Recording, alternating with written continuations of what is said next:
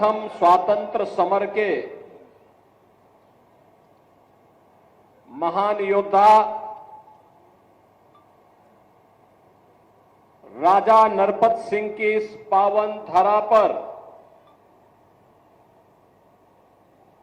उनके विजय उत्सव का राजा नरपत सिंह की इस पावन धरा पर उनके विजय उत्सव कार्यक्रम में आज के समारोह में उपस्थित जनपद हरदोई से ही लोकप्रिय विधायक और प्रदेश सरकार में मंत्रिमंडल के मेरे सहयोगी श्री नितिन अग्रवाल जी, जनपद के प्रभारी मंत्री श्री दयाशंकर सिंह जी, उत्तर प्रदेश सरकार की मंत्री और विधायक श्रीमती रजनी तिवारी जी, माननीय सांसद जयप्रकाश रावत जी, माननीय सांसद श्री अशोक रावत जी, जिला पंचायत अध्यक्ष श्रीमती प्रेमावती जी, जिला पंचायत अध्यक्ष उन्नाव श्रीमती शकुन सिंह जी, लोकप्रिय स्थानीय विधायक श्री आशीष सिंह आसू जी, माननीय विधायकगण श्री मानवेंद्र सिंह जी,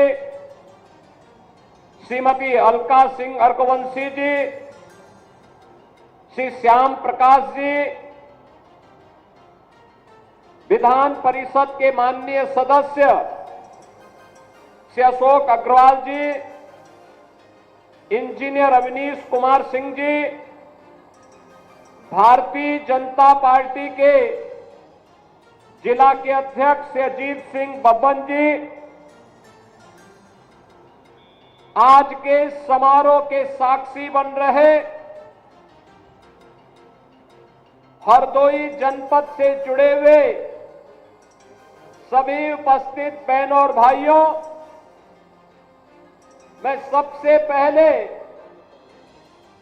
देश के प्रथम स्वातंत्र समर के अमर सेनानी, भारत माता के महान सपूत राजा नरपत सिंह की इस पावन धरा को नमन करते हुए आप सभी को इस विजय उत्सव की हृदय से बधाई देने के लिए मैं आपके बीच आया हूं और इसके लिए आप सभी का हरदोई वासियों का अभिनंदन करता हूं। बहनों और भाइयों, ये मेरा सौभाग्य है कि जिनके शौर्य और पराक्रम के कारण आज हम सब स्वतंत्रता का उपभोग कर पा रहे हैं, अपने विकास की योजनाओं को आगे बढ़ा पा रहे हैं, उन महान स्वतंत्रता संग्राम सेनानियों का स्मरण इस प्रकार के विजय उत्सव के माध्यम से हमें करने का सौभाग्य प्राप्त हो रहा है। बहनों और भाइयों, इस अवसर पर हम लोग हरदोई के अंदर आए हैं।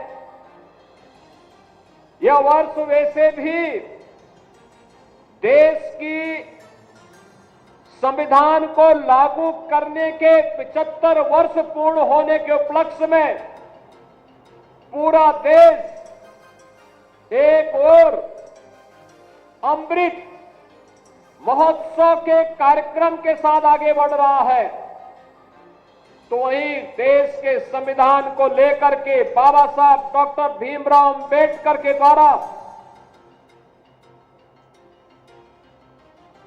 जिस कार्य योजना के साथ देश के संविधान का निर्माण किया गया था, और संविधान के प्रति सर्वोच्च सम्मान व्यक्त करते हुए एक भारत श्रेष्ठ भारत के निर्माण के इस कार्यक्रम के साथ जुड़ने का सौभाग्य हम सबको प्राप्त हो रहा है।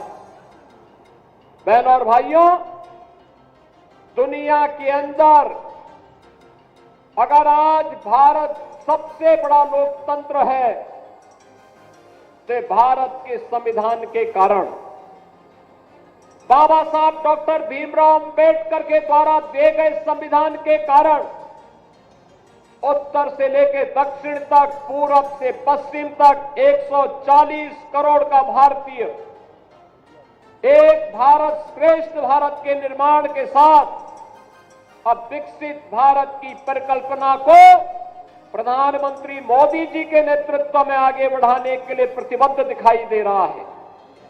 बहनों और भाइयों, लेकिन आज जिस गौरव की अनुभूति हर भारतवासी कर पा रहा है, आज जिस अनुभूति का एहसास हम हरदोई में बैठ करके कर पा रहे हैं, जिन विकास की नई नई योजनाओं का लाभ हम लोग ले पा रहे हैं और जिन नई योजनाओं के प्रस्ताव हम अपने माननीय जनप्रतिनिधियों के माध्यम से शासन तक पहुंचा रहे हैं, यह 1947 के पहले संभव नहीं था। गुलामी के कालखंड में यह संभव नहीं था।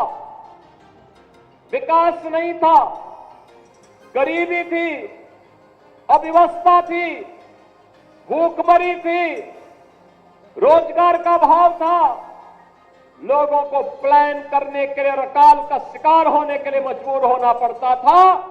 और अगर कहीं पर किसी ने आजादी की बात कर ली तो उस पर अत्याचार की प्रकाष्ठा के साथ निर्मम अत्याचार किए जाते थे और लगभग सैकड़ों वर्षों तक विदेशी आक्रांताओं के द्वारा अपमानित होने, लगातार अलग अलग स्थानों पर उनके खिलाफ प्रतिकार होते थे, लेकिन सामूहिक रूप से यह लड़ाई पूरा भारत एकजुट होकर के लड़े, यह दृश्य कम देखने को मिलता था।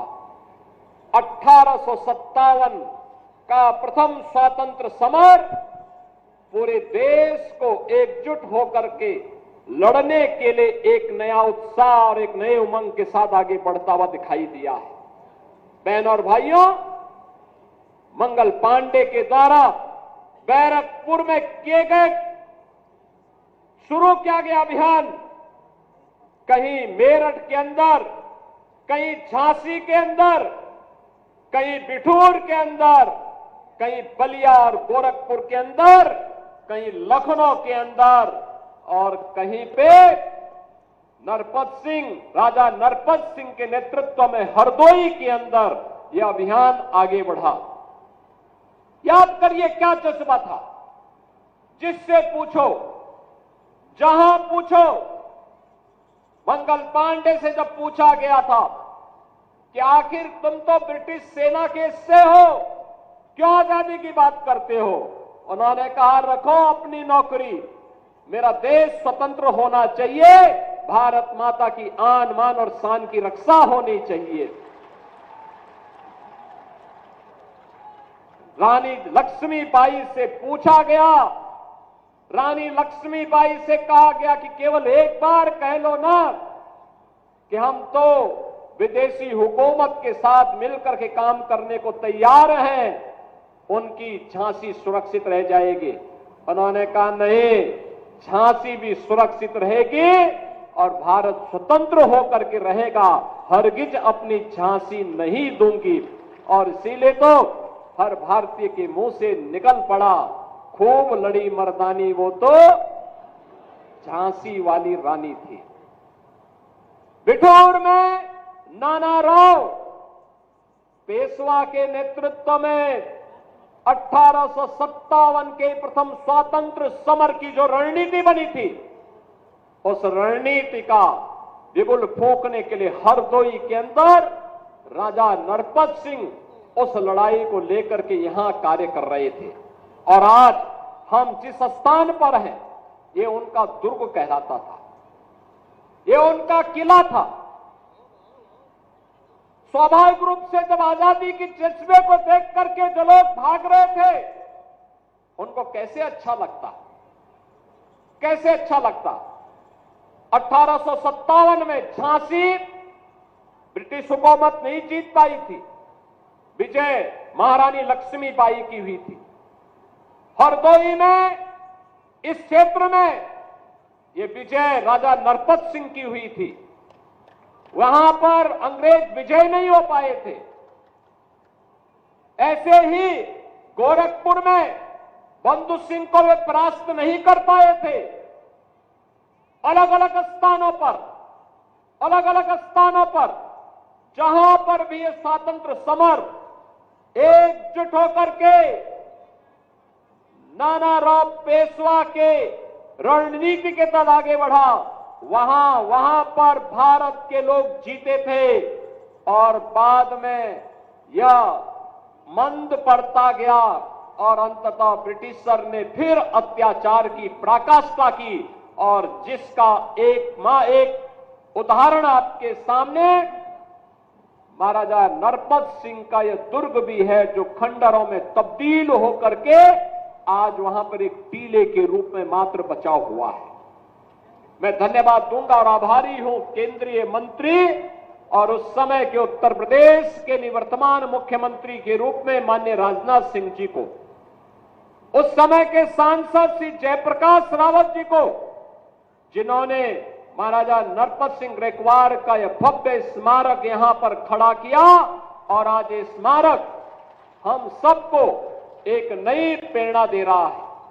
और मैं धन्यवाद दूंगा यहां के लोकप्रिय विधायक श्री आशीष सिंह आसू को, जिन्होंने भारत माता के ऐसे महान सपूत के स्मारक का दर्शन करने के लिए आज मुझे यहां पर आने का अवसर प्रदान किया है। मैं आभारी हूं, धन्यवाद देता हूं इन सभी माननीय जनप्रतिनिधियों का, जिनके कारण आज मुझे यहां आने का अवसर प्राप्त हो पाया है। बहनों और भाइयों, आधुनिक भारत के तीर्थ हैं ये स्मारक, आधुनिक भारत के तीर्थ है।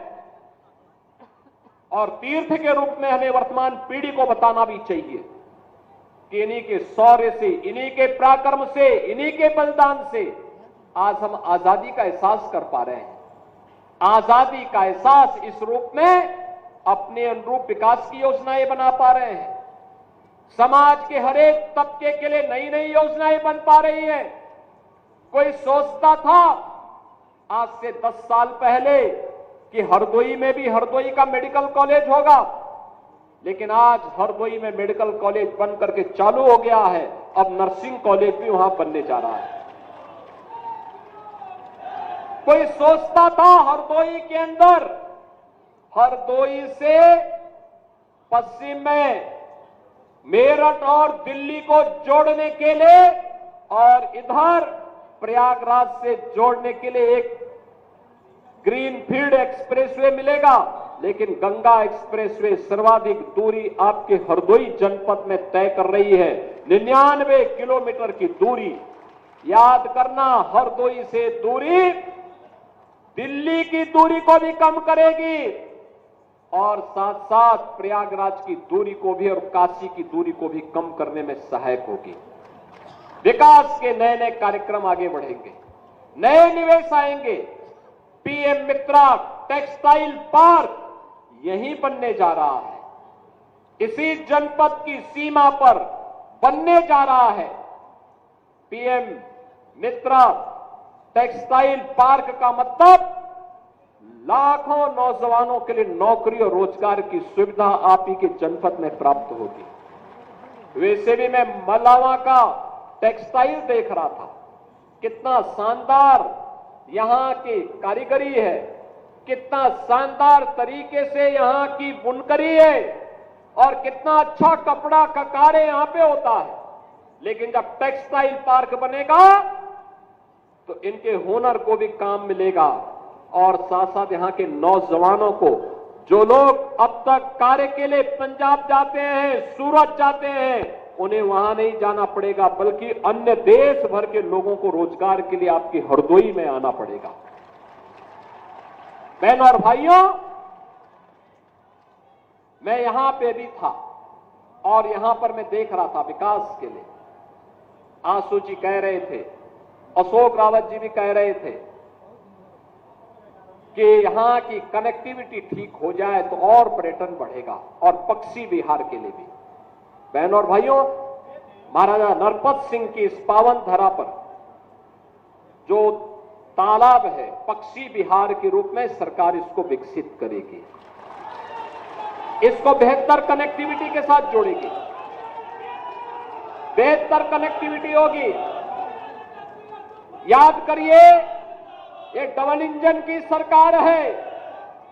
डबल इंजन की सरकार विरासत का भी सम्मान करती है और विकास को भी आगे बढ़ाती है।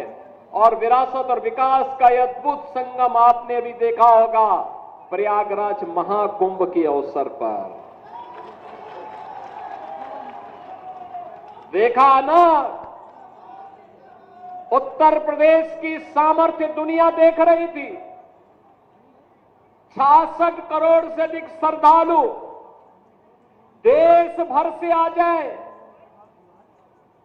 जो लोग कहते हैं भारत के बारे में कि भारत में लोग गंदे रहते हैं, जो लोग कहते हैं, जो लोग बदनाम करते थे हमें कि हम जाति के नाम पर बटे हैं, क्षेत्र के नाम पर बटे हैं, भाषा के नाम पर बटे हैं, तमाम वादों के आधार पर बड़े हैं, इनकी आंखों को खोलने के लिए महाकुंभ पर्याप्त है। ये लोग जाकर के देखें, एक ही संगम की त्रिवेणी में हर जाति के लोग, हर क्षेत्र के लोग, हर भाषा के लोग एक ही साथ स्नान करते थे। कोई भेद नहीं था, न जाति का भेद था, न क्षेत्र का भेद था, न भाषा का भेद था, न संप्रदाय का भेद था। एक भारत श्रेष्ठ भारत का इतना अच्छा उदाहरण अन्यत्र देखने को नहीं मिलेगा।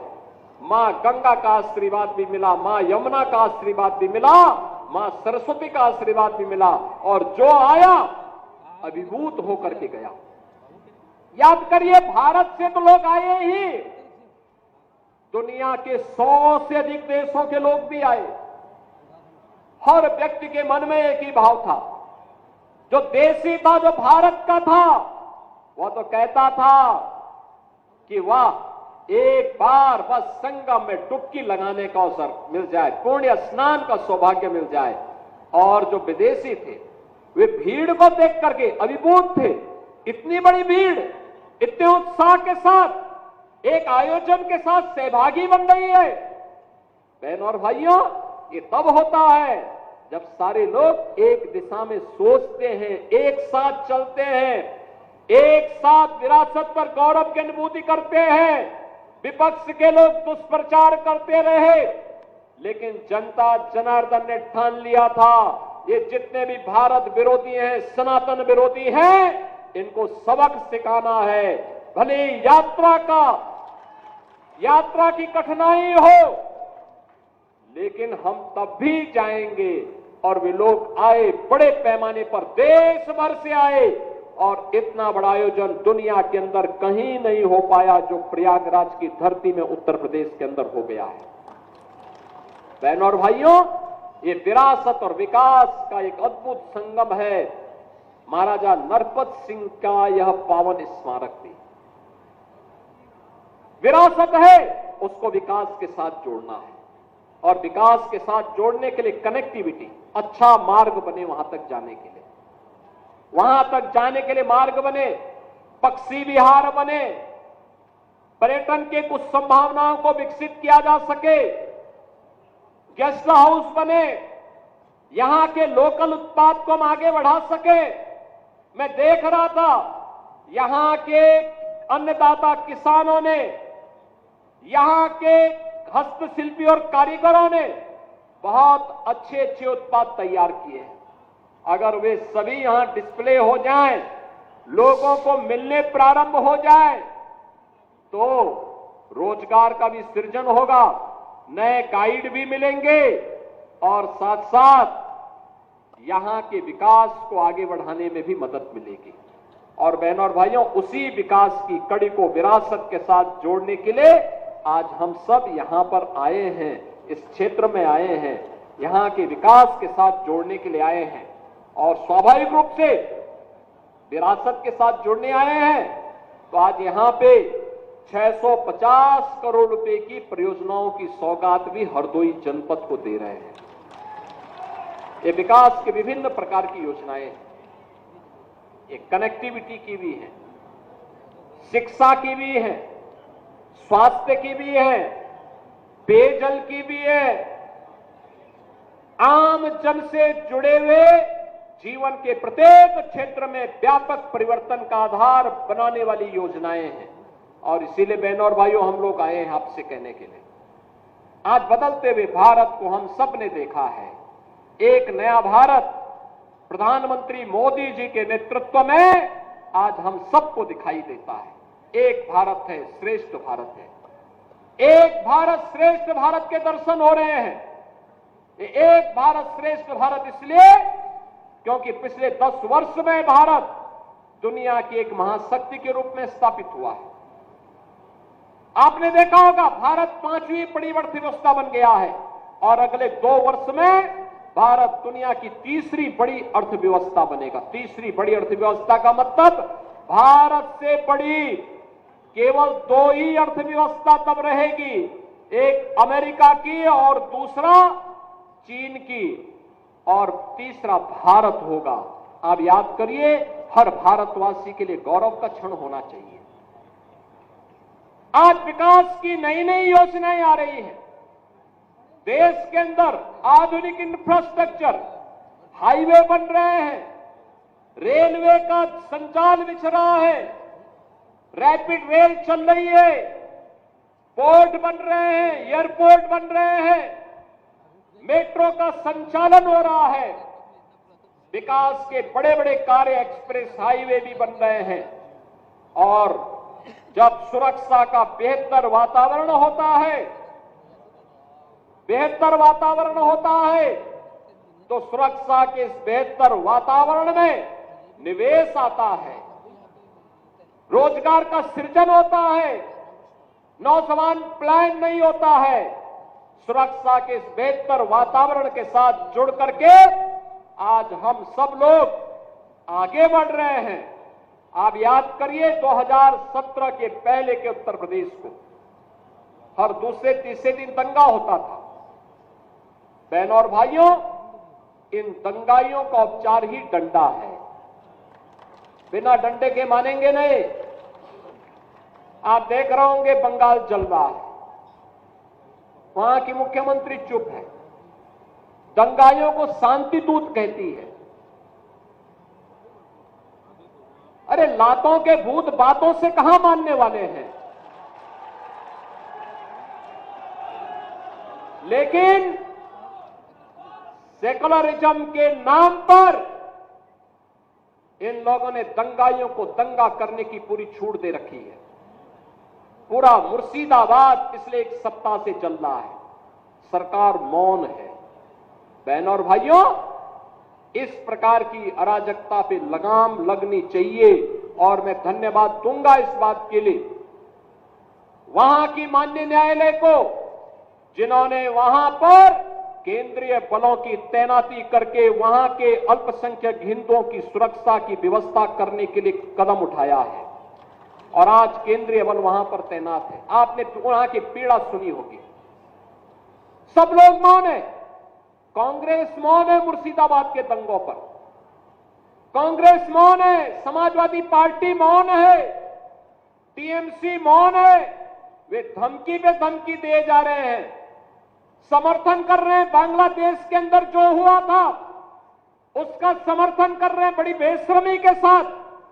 अगर उन्हें बांग्लादेश अच्छा लगता है तो उनको बांग्लादेश ही जाना चाहिए। क्यों भारत की धरती पर बोझा बने हुए हो?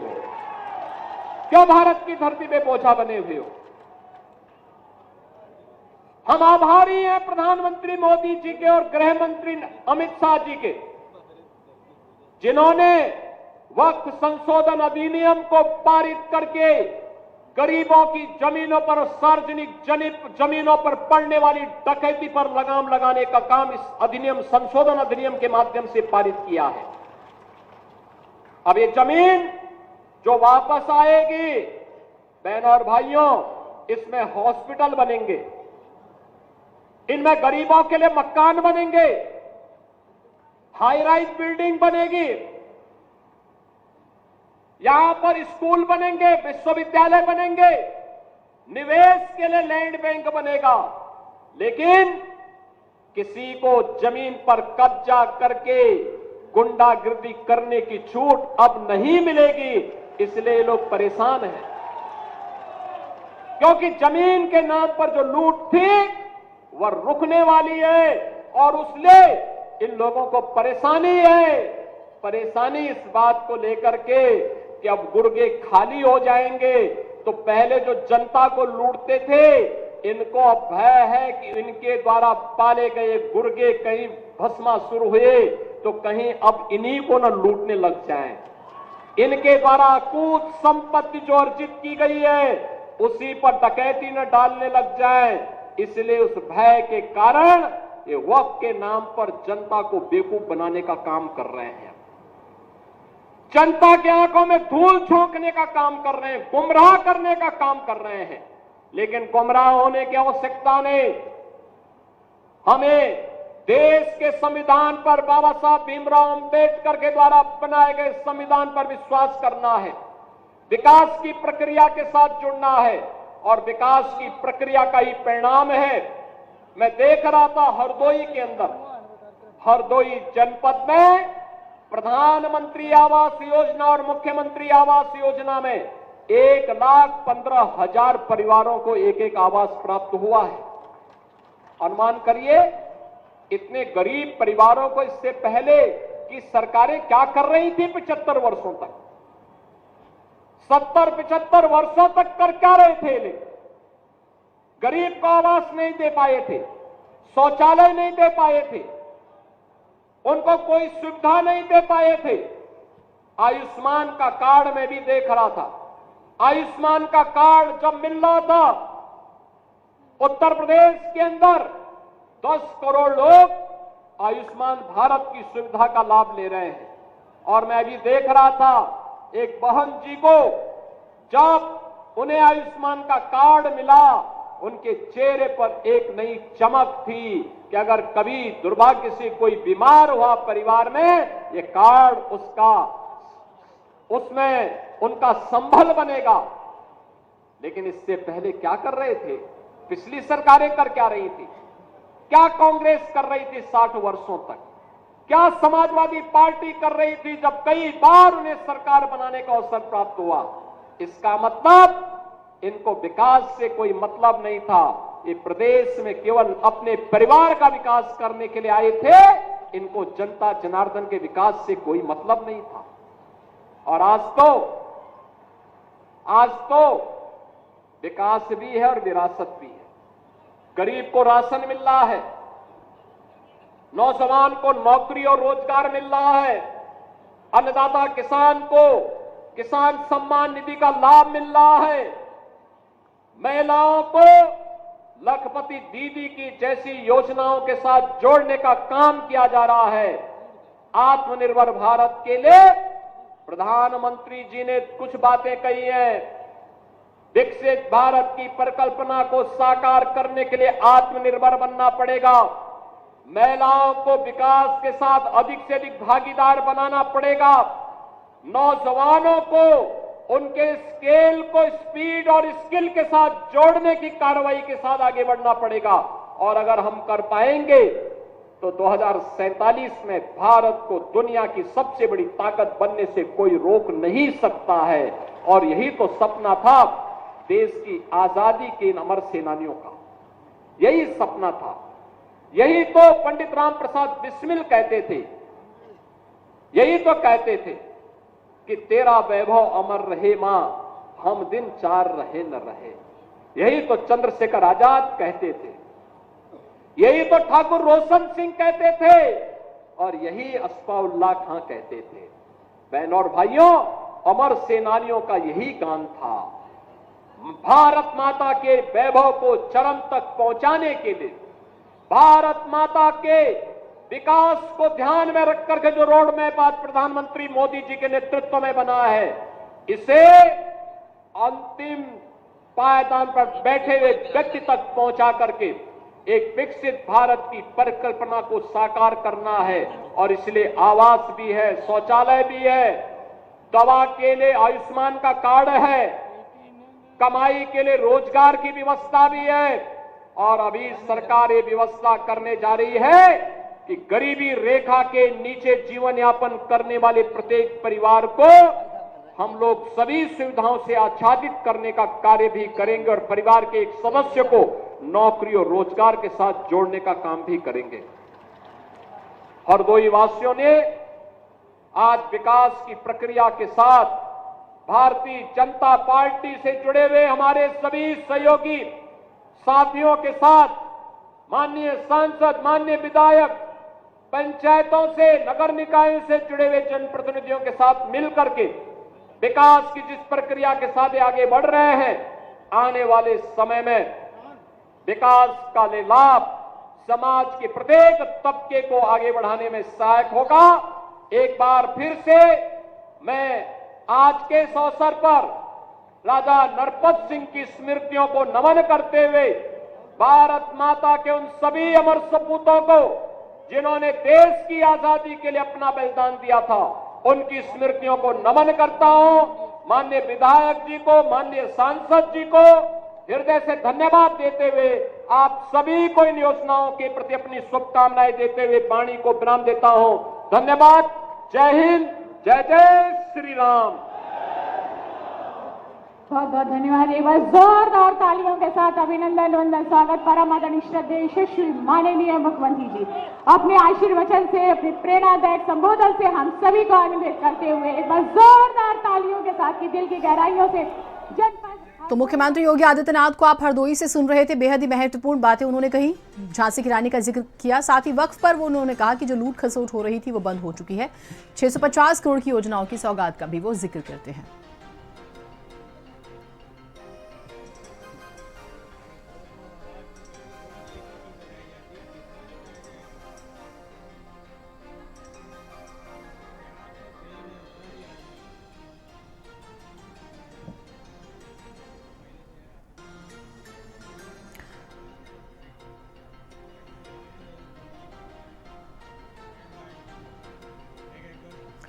खबर कौशाम्बी से आपको बता दें,